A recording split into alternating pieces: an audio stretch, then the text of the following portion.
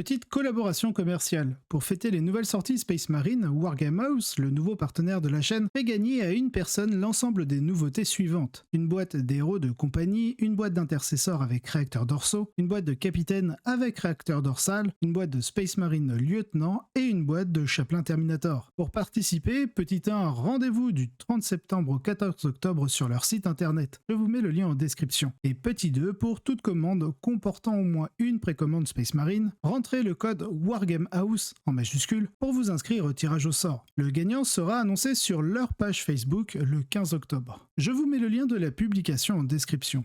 Commençons cette top list avec le tournoi Radcon qui s'est déroulé en Australie, regroupant plus de 80 joueurs. Commençons par la première place, qui est une liste Drukhari. Dans les personnages, nous avons l'Archonte. Dans les unités de ligne, 3 unités de 10 guerriers Kabbalites, chacune équipée d'une lance de ténèbres, d'un lacérateur et d'un canon éclateur. Bien entendu, ils seront transportés par 3 saccageurs équipés d'une lance de ténèbres. Pour ce qui est des autres unités, nous aurons 3 fois 1 Chronos permettant de régénérer des points de souffrance. Nous retrouvons aussi 2 fois 5 Mandragore facilitant les objectifs de mission tactique, 3 ravageurs équipés de 3 lances des ténèbres pour commencer à entamer les unités, qui pourront être suivis par 3 unités de 5 fléaux équipées chacune de 4 lances de ténèbres. On finira la liste avec 2 unités de 2 Talos, chaque figurine équipée d'un fusil disrupteur Drukhari jumelé et d'un liquéfacteur jumelé. Allez, passons au débrief. Je suis sûr que certains poussent déjà des cris d'horreur en voyant des elfes prendre en douce la première place de cet événement. Mais il s'agit d'elfes plus mesquins, plus vicieux et plus lourdement armés aussi. Bien que l'augmentation du coût des ravageurs équilibre un peu les choses, les Drukhari peuvent mettre sur la table une tonne de gros canons, tous attachés à des véhicules rapides, ce qui rend cette construction extrêmement efficace contre de nombreuses listes de Space Marine, qui ont immédiatement fait leur apparition depuis la Data Slate. Vous bénéficiez également de la résilience des Talos, dont le tir n'est pas une plaisanterie, et de quelques outils excellents pour les objectifs de mission avec les Mandragores. La faction souffre toujours d'une série de stratagèmes plutôt médiocres, avec le détachement de l'index. Mais cette construction peut maintenant jouer un jeu Drukhari très classique et s'attendre à prospérer. Il remporte sa dernière partie de très peu contre les Chevaliers du Chaos de Matt Morosoli, 84 à 83. Juste avant de passer à la liste de la seconde place, puisque nous avons parlé de Drukhari, je fais un petit clin d'œil à Lady Vostroyen. Pour cette seconde place, eh bien nous avons une liste Chevalier Gris. Commençons par les personnages. Nous avons un chaplain de confrérie avec l'optimisation saut d'exigence, 3 archivistes de confrérie, un grand maître en cuirasse Némésis équipé d'un incinérateur lourd, d'un psycanon lourd et d'un grand marteau tueur de démons Némésis, ayant l'optimisation colère inévitable afin de faciliter sa charge lorsqu'il arrive de frappe en profondeur. Du côté des unités de ligne, nous avons 2 unités de 5 terminateurs de confrérie avec une bannière, un apothicaire et un psycanon. Ils sont suivis d'une escouade de 5 incursions avec un psycanon. Pour ce qui est des autres unités, nous aurons 2 cuirassés Némésis avec un incinérateur lourd, un psycanon lourd et un espadon Némésis. Pour finir, l'enclume la plus célèbre de Warhammer 40 000 chez les Chevaliers Gris, l'unité de 10 paladins équipés de 4 psycanons, en y ajoutant une bannière qui elle-même peut être équipée d'un psycanon. Soit un total de 15 tirs, force 8, PA-1, dégâts 2. Allez, passons au débrief. Les Chevaliers Gris sont entrés dans la 10e édition avec d'excellentes règles, mais le coût des unités était trop élevé, et qu'ils sont mal équipés pour affronter des véhicules. D'ailleurs, ce dernier point est toujours d'actualité. D'autant plus que désormais, les véhicules Space Marine ont l'air excellents. Mais avec la baisse particulièrement importante des cuirassiers Némésis, la faction est bien plus à même de mettre en place des outils contre eux, en soutenant le tout avec un tas de blessures mortelles émanant particulièrement des archivistes, cachés dans les escouades de Terminator. Vous avez également suffisamment d'unités sur table pour servir de point d'ancrage à la grosse unité de paladins, ce qui vous permet de mieux tirer parti du cauchemar qu'ils représentent. Entre le saut d'exigence et les stratagèmes, ils sont extrêmement difficiles à détruire, et ils déclenchent une douche de tir plutôt efficace. Le tout avec un chaplain à leur tête, ils ont assez de punch en mêlée pour gagner la plupart des combats. Plus j'y pense, plus je trouve que les Chevaliers Gris, depuis l'effondrement des Custodes, gagnent en intérêt, car cela signifie qu'il y a moins d'armées avec de fortes défenses contre les blessures mortelles pouvant battre les Terminators en combat. Je suis persuadé qu'ils seront de plus en plus présents maintenant. Alors attendez-vous à les voir de plus en plus souvent. Ou dans le futur, vous pourrez me dire que j'avais tort. Dans tous les cas, bravo pour cette seconde place. Je pense que c'est Cobalt qui sera content de m'entendre dire ça. Allez, petit clin d'œil à toi, mon petit Cobalt. Bon, la 3e place. Nous avons une liste Thousand Suns. On commence au niveau des personnages avec Harryman sur son disque, un sorcier exalté sur disque lui aussi, 3 maîtres infernaux avec 2 optimisations. La première, c'est la Vortex Occulte, et la seconde, c'est le Cristal d'Umbraléphis, que l'on suit avec Magnus le Rouge, et un sorcier, Thousand Sons, avec l'optimisation Seigneur du Savoir Interdit. Du côté des unités de ligne, pas très compliqué, nous avons 4 unités de 5 rubriques marines, équipées du pistolet lance-flamme, de l'icône de flamme, du canon sous le Reaper et des lance-flammes Warp. Du côté des transports, on y retrouve un Rhino, afin de donner de la projection aux unités ne pouvant pas profiter du cristal. Pour ce qui est des autres unités, nous avons une Mutaliste à Vortex, une unité de 10 Thousand Sun cultistes, avec un lance-flamme, un lance-grenade et une mitrailleuse. Puis du côté des unités alliées, nous aurons l'escribe bleu et le mystificateur. Sûrement parce que ces 2 unités sont agents solitaires, ce qui permet de garder les objectifs proches de la zone de déploiement du Thousand Suns plus efficacement qu'avec d'autres unités. Bref, passons au débrief. Les Thousand Suns ont pris des coups dans la data slate, et cela a eu un impact immédiat sur leur performance. Mais ils semblent toujours capables de rivaliser, ce qui est une bonne chose. La liste reste une base de personnages ayant un fort impact dans leurs unités, en conservant un grand nombre de points de cabale, et produisant pas mal de blessures mortelles. C'est une autre construction qui profite grandement de la baisse des custodes.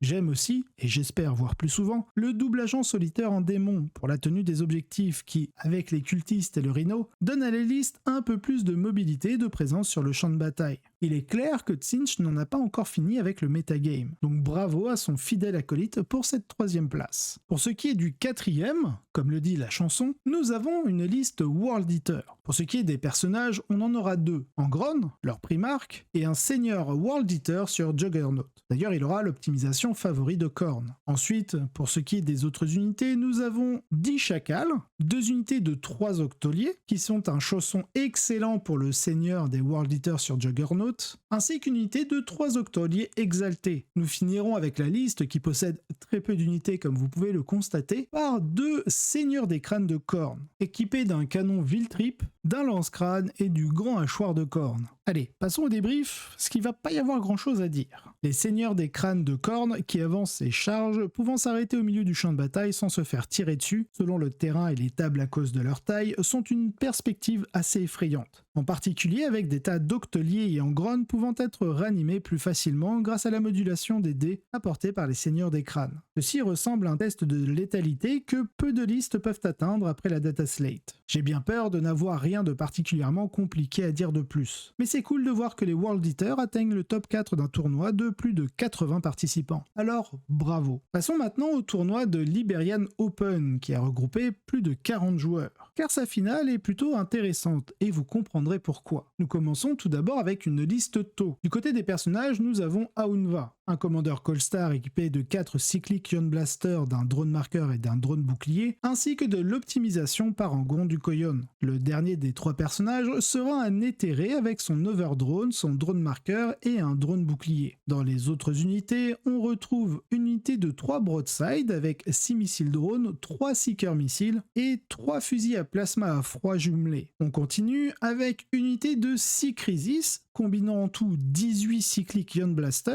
12 drones boucliers et 6 générateurs à bouclier. Juste à côté, on rejoint 2 unités cette fois-ci de 3 crisis avec 9 cycliques Ion, 6 drones boucliers et 3 générateurs de boucliers. Pour rester dans la thématique des véhicules taux, on rajoute la Ghoskill avec son cyclo à raser à ion et un éclateur à fusion jumelée. On saupoudre avec 2 Piranha, chacun équipé d'un éclateur à fusion Piranha, de 2 missiles Seeker et de 2 carabines à impulsion jumelée. On n'oublie pas la petite Riptide avec son accélérateur à ion, ses 2 missiles drones et son fusil à plasma froid jumelé. Tout ce beau monde pourra bénéficier des 3 unités de Tetra qui leur permettra, lorsque l'unité est observatrice, d'obtenir une relance complète des jets pour toucher. Et bien sûr, pour finir, afin de valider les objectifs tactiques, une unité de 5 Vespid. Bon, c'est là où vous allez comprendre l'intérêt que j'ai sur cette finale. C'est avec la prochaine liste qui sera Space Wolf. Oui, je sais, je ne suis pas forcément objectif avec cette faction, mais écoutez, une liste Space Wolf qui arrive en finale contre une liste taux, et lorsque je vais vous faire découvrir le résultat final, vous allez vous dire « Ah, la data slate a apporté pas mal de changements assez intéressants. » Allez, passons à la liste. Nous commençons avec un apothicaire biologiste et son optimisation discipline du bolter,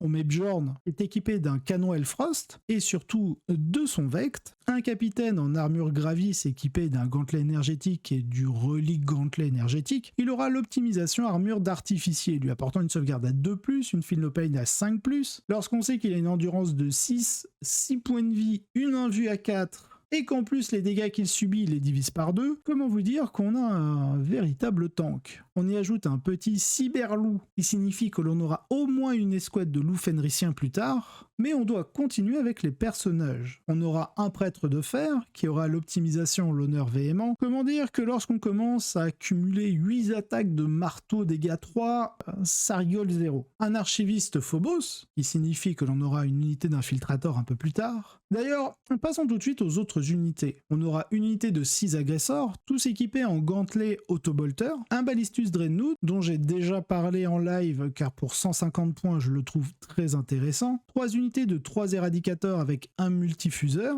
3 unités de 5 loups fenriciens, une unité de 3 inceptors en bolter, une unité de 5 infiltrateurs avec le gantelet Helix et le relais de communication. Bien entendu, on n'a pas fini avec tout ça. Donc regardons la suite. Nous avons un Land Raider Crusader avec le Hunter Killer Missile, le multifuseur et le Bolter Storm en plus, un Whirlwind lui aussi avec un Hunter Killer Missile et le Bolter Storm, pour enfin finir avec une escouade de 10 Wolfen équipés de leurs autolanceurs et de leurs armes de base. Non, ils ne sont pas en bouclier. Passons au débrief de la finale. Lorsqu'on regarde les deux listes, on peut voir qu'il y a des unités à profusion dans les deux camps. Les taux profitent de leur grande baisse en points et les utilisent pour introduire une Riptide en douce. Même les petites unités de Crisis ne plaisantent pas en termes de dégâts, et la grande unité avec Koyon, très performant avec la mobilité apportée par le Colstar, est l'une des choses les plus létales du jeu. Comme les Chevaliers Gris, ils ont maintenant assez de ressources pour contrôler le champ de bataille et en tirer le meilleur parti. Les Space Wolves ne sont pas en reste non plus. Comme toujours, être capable d'amener des loups fenriciens pour valider des objectifs tactiques est génial. En particulier contre les taux où il faudra sacrifier des unités pour valider vos objectifs. Et vous avez en plus quelques options de personnages plutôt sympas comme Bjorn et le prêtre de fer, auxquels s'ajoutent les trucs habituels des Space Marines. D'ailleurs, sans accès à la frappe en profondeur, les agresseurs ont besoin d'un Land Raider Crusader pour se déplacer. Ce qu'ils ont. Et ils sont toujours ultra violents, menaçant même la grosse unité de Crisis grâce à leur amélioration de la pénétration d'armure. Les Wolfen sont suffisamment bon marché pour que vous puissiez les utiliser comme une unité d'escarmouche avec beaucoup d'attaques sans trop vous en préoccuper. Mais n'oubliez pas qu'avec Honorer le chapitre, sous doctrine d'assaut, ils atteignent force 5, plus 1 pour blesser, PA-2, ce qui est suffisant pour découper la plupart des unités. Je pense préférer la version bouclier, pour pouvoir bloquer une unité ennemie imposante via l'invulnérable 5+, et l'insensible 6+, voire carrément à séparer l'unité de 10 en 2x5 et bouclier aussi, vous permettant de pouvoir bloquer sur une plus grande envergure. Cela dit, les Space Wolves ont un problème notable dans ce match. Ils dépendent beaucoup trop du positionnement des agresseurs, afin de frapper durement les taux à distance, et n'ont pas assez de redondance en termes de menaces pour résister à la pluie de violence qui viendra sur eux dès le deuxième tour. De leur côté, les taux sont doués pour éliminer les petites unités, et c'est exactement ce qu'ils vont pouvoir faire ici. Surtout avec les relances fournies par les tétras, et la blessure dévastatrice de la Riptide, qui peuvent être très problématiques. Maintenant que les taux sont vraiment bons, les gens vont bientôt découvrir à quel point la fiche technique des tétras est stupide pour leur coup. Et ils aident vraiment à mettre la pression dans ce match. On pourrait dire que les éradicateurs sont un bon contrepoids, et ils le sont. Mais ils coûtent plus de points que les tétras. Donc s'ils se font sortir dès qu'ils se révèlent pour faire leur truc, alors qu'ont-ils réellement accompli? Ils sont toujours bons pour donner aux Space Wolves une chance de se battre. Car le simple fait de mettre 3 unités d'entre eux en réserve stratégique forcera les taux à être beaucoup plus prudents, ce qui pourrait donner aux Space Marines le temps de prendre pied et d'essayer de construire une avance au primaire. Malheureusement, la mission n'aide pas vraiment à cela, car l'argage de matériel n'offre pas de grandes opportunités de marquer des points en début de partie, et permet à une armée visant à table raser son adversaire de rattraper les points en fin de partie. Cela dit, les taux ont réussi à mettre les Space Wolves à terre, mais ils ont fait une belle démonstration dans un match que je considère très difficile, avec une victoire des taux 68-63. Allez, passons au débrief de la liste taux. Maintenant que les Eldar, les Custodes, le culte Genestealers et les Chevaliers Impériaux ont dégringolé dans leur taux de victoire, les taux apparaissent comme l'un des grands gagnants de la Data Slate. Ils peuvent mettre un nombre terrifiant de bonnes unités sur le champ de bataille, ce qui leur donne la capacité de tenir jusqu'au Koyon, en conservant beaucoup de ressources, tout en enchevêtrant les unités adverses pour atténuer leur manque de mêlée. Ils doivent toujours planifier soigneusement leur placement sans se mettre trop en danger. Il y a aussi beaucoup de façons de construire une liste tôt maintenant.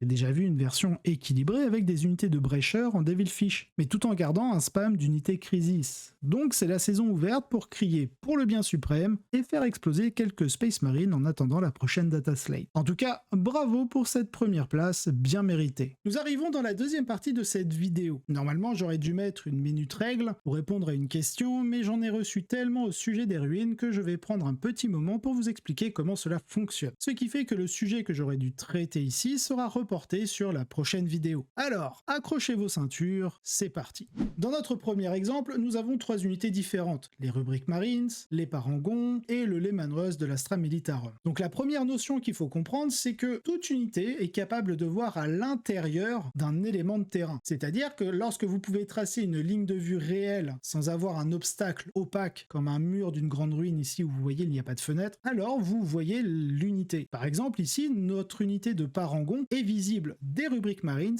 et du char Lehman Russ. Inversement, lorsque vous êtes entièrement à l'intérieur d'un élément de terrain, vous pouvez voir aussi à l'extérieur. Donc notre unité de Parangon peut voir les rubriques Marines et le Lehman Russ. Ça c'est la notion de base. Donc les rubriques voient les Parangons voient les rubriques, le char Lehman Russ voit les Parangons et les Parangons voient le char Lehman Russ. Par contre, hop, si j'enlève cette unité de Parangon et que je reviens là-dessus, est-ce que l'unité de rubrique voit le char Lehman Russ et inversement, est-ce que le char Lehman Russ voit les rubriques marines? Eh bien non, car lorsque vous tracez une ligne de vue, quand bien même soit-elle réelle ou pas, et qu'elle traverse cet élément de terrain, vous ne vous voyez pas. Cela signifie que puisque mes murs ont des portes et des fenêtres ouvertes, vous avez une ligne de vue réelle. Mais puisque vous n'êtes pas entièrement dans cet élément de terrain, eh bien vous ne vous voyez pas. Donc non, le char Lehman Russ ne voit pas les rubriques. Par contre, si mon char Lehman Russ était partiellement à l'intérieur, est-ce que mes rubriques le voient? Et inversement, est-ce que le Lehman Russ voit mes rubriques? Pour ce qui est des rubriques, ce sera assez simple. Oui, ils peuvent tracer une ligne de vue réelle sur le char Lehman Russ. Pourquoi? Car le char Lehman Russ est à l'intérieur de l'élément de terrain. Ce qui signifie, comme je l'ai dit tout à l'heure, n'importe quelle unité peut voir à l'intérieur de cet élément de terrain, mais pas à travers ou en dehors, en tout cas selon les conditions. À l'heure actuelle, les rubriques et le Lehman Russ voient à l'intérieur. Puisque le Lehman Russ se trouve à l'intérieur de l'élément de terrain, donc les rubriques Marines peuvent lui tirer dessus. Contre, à l'inverse, le char Lehman Russ ne peut pas tirer sur les rubriques, car il n'est pas entièrement dans l'élément de terrain, donc il ne peut pas voir depuis cet élément de terrain vers l'extérieur, et lorsque vous tracez une ligne de vue, puisque sa ligne de vue passe par cet élément de terrain sans qu'il soit entièrement à l'intérieur, il ne peut pas voir. Donc vous devez faire très attention à vos déplacements, car il vaut mieux être entièrement à l'intérieur d'un élément de terrain que partiellement, car vous n'avez que des malus. Lui peut vous tirer dessus, mais pas vous. Alors que si vous êtes entièrement à l'intérieur, il peut voir en dehors de cet élément de terrain, et donc il peut voir nos rubriques marines, et dans ce cas-là, le Lehman Russ pourra leur tirer dessus. Et à l'inverse, les rubriques vont pouvoir tirer sur le Lehman Russ, sans aucun souci. Donc, là vous ne pouvez pas, là les rubriques peuvent, mais le Lehman Russ non. Le Lehman Russ peut tirer sur les rubriques, et les rubriques aussi. Petite notion supplémentaire, si vous jouez dans le format WTC, comme vous pouvez le voir sur ce petit logo de la ruine, World Team Championship, championnat du monde par équipe de Warhammer 40 000. Et donc, ils ont une convention qui stipule que le rez-de-chaussée des petites ruines, donc comme vous pouvez le voir, nous avons des grandes ruines et des petites, et bien pour le rez-de-chaussée des petites ruines, en fait, les portes et les fenêtres ne sont pas ouvertes, mais sont fermées. Exactement comme les grandes ruines ici. C'est entièrement opaque. Donc, si je reprends mes 3 situations, ici, ça ne change rien. Les 2 unités ne se voient pas et ne peuvent pas se tirer dessus. Ici, puisque les fenêtres et les portes sont fermées, les 2 unités ne peuvent pas avoir de ligne de vue réelle l'une envers l'autre. Donc, les 2 unités ne peuvent pas se tirer dessus. Contre, si on était comme ça, eh bien, les quelques figurines qui peuvent passer une ligne de vue sans passer par le mur opaque pourront lui tirer dessus. Mais en l'occurrence, dans cet état-là, ce n'est pas possible. Pareil pour cette 3e étape. Puisque le mur est opaque, on ne peut pas avoir de ligne de vue réelle, donc les 2 unités ne peuvent pas se tirer dessus. Donc ça, c'est vraiment pour vous expliquer un peu la convention WTC. Et durant vos parties, vous n'êtes pas obligé d'utiliser les conventions WTC, sauf si vous êtes en tournoi et que l'organisateur du tournoi le stipule, donc ça, vous allez devoir devoir faire attention, mais sinon c'est simplement de la ligne de vue réelle. Bon, une autre notion, on va parler des aérodynes. Alors, les aérodynes vous voient tout le temps en ligne de vue réelle, et vous les voyez tout le temps en ligne de vue réelle aussi. Donc peu importe que l'aérodyne soit à l'extérieur du décor, partiellement dedans ou entièrement, vous vous voyez tout le temps en ligne de vue réelle. Car si on prend une grosse ruine comme celle-ci, que l'avion arrive tant bien que mal à se cacher de vous, vous ne le voyez pas, il ne vous voit pas, vous pouvez pas vous tirer dessus. Contre, ici sans aucun souci, et même en convention WTC. Car en convention WTC, je le rappelle, le rez-de-chaussée est fermé, mais le premier étage reste visible, sans aucun souci. Et puisque la figurine est plus haute que le rez-de-chaussée, elle vous voit, vous la voyez, vous pouvez vous faire des câlins et vous tirer dessus. Voilà pour les aérodynes. Pour ce qui est des unités imposantes, avant qu'il y ait une modification de la dernière fiche de données d'équilibrage, les unités imposantes étaient traitées de la même manière que les aérodynes. Donc, dans cette situation-là, le chevalier croisé, qui est une unité imposante, voit les rubriques voient le croisé, même si c'est partiellement, il se voit, et même entièrement, il se voit. Bien que le rez-de-chaussée en WTC soit fermé, vous vous voyez quand même parce que la figurine est plus grande que le premier étage. Et tout comme l'aérodyne, si vous êtes sur une grande ruine, que le chevalier est positionné de cette manière et vous de cette manière, vous ne vous voyez plus, car vous ne pouvez plus tracer de ligne de vue réelle l'une envers l'autre. Donc, vous ne vous tirez pas dessus. Maintenant, avec la nouvelle fiche de données d'équilibrage, comment cela se passe? Eh bien, pour cette situation, pas de problème, on est comme sur les véhicules de tout à l'heure, les véhicules, les monstres, les unités d'infanterie, etc. Pas de problème, les unités ne se voient pas. On a enlevé le mot-clé imposant justement à côté de l'aérodyne, qui fait que l'unité imposante maintenant subit la visibilité des ruines. Donc les rubriques ne voient pas le croisé et le croisé ne voit pas les rubriques. En tout cas, contrairement à la situation du Lehman Russ de tout à l'heure, si jamais le chevalier croisé, qui est une unité imposante, était positionné de cette manière, normalement le Lehman Russ ne voyait pas les rubriques et les rubriques pouvaient voir le Lehman Russ, mais en l'occurrence, puisque c'est une unité imposante, il n'a pas besoin d'être entièrement dans l'élément de terrain pour pouvoir voir à travers. Il a simplement d'être dans sa portée, c'est-à-dire, hop, un petit poil de socle dedans, et le croisé peut voir les rubriques, et inversement, les rubriques peuvent voir le croisé. Voilà pour ce qui est des unités imposantes. Maintenant qu'on a fini avec la mobilité, parlons un petit peu du couvert. Comment peut-on bénéficier du couvert dans une ruine? Alors, c'est très simple. Pour bénéficier du couvert d'une ruine, il faut être entièrement dedans. Peu importe le type d'unité, il faut être entièrement dedans. Donc, là, je vais vous faire un petit exemple. Combien avons-nous de figurines pouvant bénéficier du couvert? Eh bien, on en a 3, car on a 3 rubriques marines qui sont entièrement dedans et 2 qui sont partiellement à couvert, même si c'est très légèrement en dehors. Vous n'êtes pas entièrement dedans, donc cette figurine et celle-ci ne peuvent pas bénéficier du couvert, contrairement aux 3 autres qui sont bien entièrement à l'intérieur. Et donc ça, ce sera la même chose pour les autres unités. Je vais en prendre une autre. Le Lehman Russ, là, il n'est pas entièrement dedans. Ici, il n'est pas entièrement dedans, ça dépasse. Cette fois-ci, il est entièrement dedans, il peut bénéficier du couvert. Juste avant de passer sur ce dernier exemple, récapitulons ce que l'on a fait. On a vérifié le système de visibilité, on a regardé la convention WTC, on a regardé aussi les différents types d'unités par rapport à la visibilité, nous avons regardé le bénéfice du couvert. Eh bien, il nous reste qu'une chose à regarder, c'est comment se déplacer dans et à travers cet élément de terrain. Alors, pour ce qui est des ruines, ce sera assez simple. Seules les unités d'infanterie et de bêtes peuvent traverser les obstacles. Qu'est-ce que cela signifie? Eh bien, par exemple, mes parangons sont des véhicules. En termes de mots-clés, ils ne sont pas infanterie, ils sont véhicules. C'est-à-dire que même si là ils se trouvent à l'intérieur, s'ils veulent traverser le mur ici durant leur mouvement, ce n'est pas possible, parce qu'ils sont véhicules. Donc ils s'arrêtent au mieux devant le mur et c'est tout. Par contre, pour pouvoir rentrer dans la ruine, est-ce que le Lehman Russ peut? Puisqu'il n'y a pas d'obstacle, donc de mur, il peut rentrer sans aucun souci. Est-ce qu'il pourrait charger l'unité de rubrique Marines en traversant le mur? Ce n'est pas possible, car c'est un véhicule. Donc, tout comme les paragons, ils s'arrêteraient hop en face du mur. Par contre, pour ce qui est de rubrique Marines, puisqu'ils sont infanterie, ils peuvent traverser, que ce soit durant la phase de mouvement ou la phase de charge, les obstacles des ruines, donc les murs, les étages, etc. Sans aucun souci. Petite particularité pour les unités vol. Les unités vol ne traversent pas les murs, elles les enjambent en gros. Donc c'est-à-dire que mon arche du jugement dernier, pour pouvoir traverser le mur de cette ruine, va devoir d'abord monter le mur, puis le redescendre. Donc il va faire pouac en haut et pouac en bas. Donc il va vraiment vraiment falloir mesurer les étages cette fois-ci. Donc par exemple, je suis là il faut 3-4 pouces, hop, pour monter à l'étage, et ensuite il faut redescendre l'étage et cumuler tout ça au mouvement. J'espère que vous avez apprécié cet épisode. Si c'est le cas, n'hésitez pas à commenter, liker, partager et vous abonner. Cela aide énormément la chaîne à se développer. Si jamais vous voulez voir les vidéos en avance et sans publicité, je vous invite à vous diriger directement en description. Vous aurez le lien de ma page Tipeee. Et dans tous les cas, je vous souhaite un excellent wargame.